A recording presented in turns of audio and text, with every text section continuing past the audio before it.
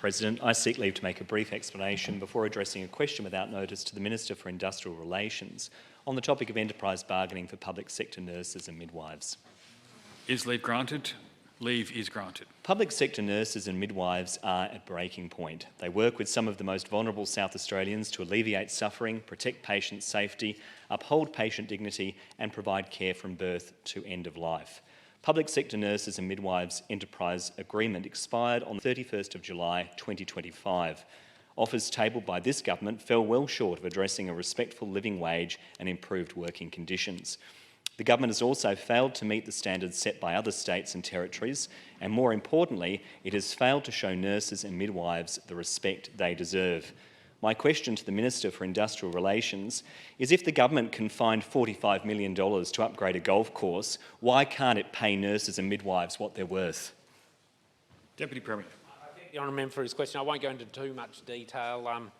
Sadly, I have to inform the honourable member that I no longer have ministerial responsibility for public sector negotiations. As the honourable members pointed out, my title is now Minister for Industrial Relations. Prior to the election, it was Minister for Industrial Relations and the public sector.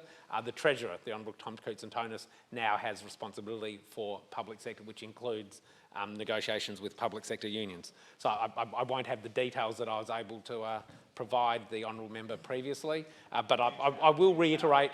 I will reiterate some of the general comments that I've made in the past.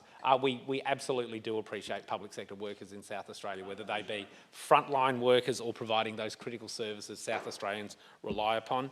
And the other thing we do appreciate that is very, very different to the way those opposite operated in government, the Liberal opposition, is we respect the role that trade unions play in representing their members and their members' rights in negotiations.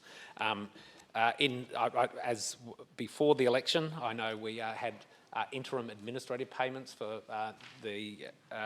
those covered by the enterprise bargaining for nurses and midwives. From memory, I think it was a 4% payment backdated to the start of this year, and then another 2% payment, if I'm remembering correctly, in October as an interim measure while negotiations continued, and they will continue in good faith.